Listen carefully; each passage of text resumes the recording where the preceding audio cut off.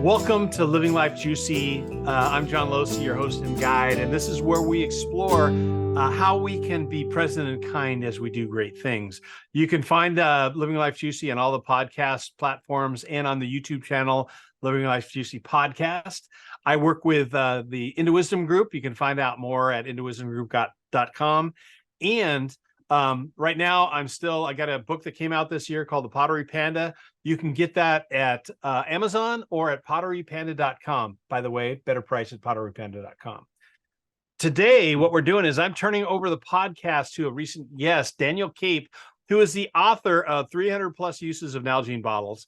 And this is a series that help encourage lateral thinking as you step through the world. So Daniel and I spent a great time. If you haven't listened to the last podcast, go back and you will learn a ton about creativity from Daniel's perspective. So right now, going to turn it over. 3 questions from Daniel Cape. What do you got for me, Daniel? Thanks, John. I was wondering, who was your childhood influence, or who was your biggest childhood influence? Well, I think to go through the expected responses, I would say Jesus Christ, my dad and mom. Then we get to my coaches. And I think about my wrestling coach.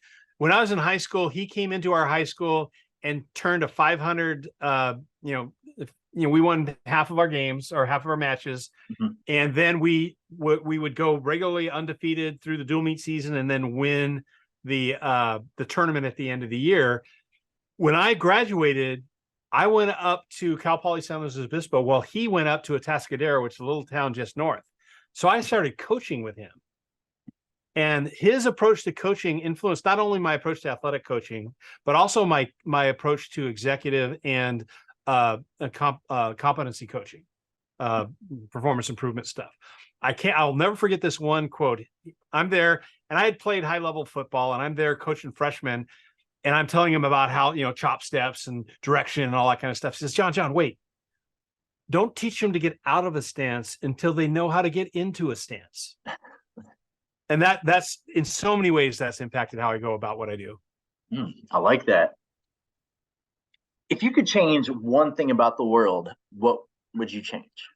Well, at least from my perspective as somebody in the United States, I think our biggest threat is not the border or fentanyl or corruption or any of those things, taxes, the poor. Our biggest threat is that we can't talk to each other. And if I could change one thing about the world, it would be that people would listen patiently and empathetically and wait to respond to what they've heard, not to what they want to say. So for me, that's like the biggest thing in my right now, and I withhold the right to change that answer at any time. But right now, we just need to learn to talk to each other and care about each other. I like that. That's true. The last question is, you're stuck in a room for the rest of your life, and you only get one object to take in there. What object do you think you would take? Well, if you count a journal and pen as one object, then I would bring the journal in there because then it's not like you can take that in so many different directions, from art to reflection to invention to all those types of things. Now, if you don't allow those two things, then I would some sort of like a tablet device that allows for graphical interface. Okay.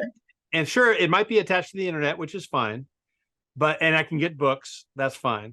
But ultimately, and this is some other study from University of Minnesota that says when you type, you don't have to think as much. We can type faster than we can think. Writing, it touches more parts of the brain.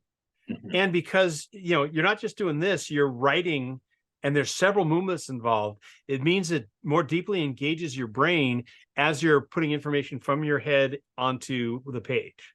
Mm-hmm. So to me, having that interface that's more kinesthetic would be important. And books are great, but they're limited. Man, I would probably go nuts if all I had was TV. I love TV. I love watching stuff, but I'd go nuts if that's all I had. So yeah. I figure anything that puts me back, so my head is interacting with the world and the world is interacting with my head. I like it. very creative answers. Well, I appreciate that from the creativity doctor. And thank you. I one of the things I say, the reason why I do these 3 questions is because I learned a ton about the way you think and what you do through our interview, but I also learn a lot by the questions that people ask. And that tells me, because I love the fact that your questions were both like very specific, but also forced me to expand how I thought about things if I wanted to give a full response. So thank you for asking great questions. Thank you for spending time with me. And with that, we're going to move on. 3 questions with Daniel Cape. Wonderful stuff. Thank you, Daniel. Awesome. Yeah, thanks, John.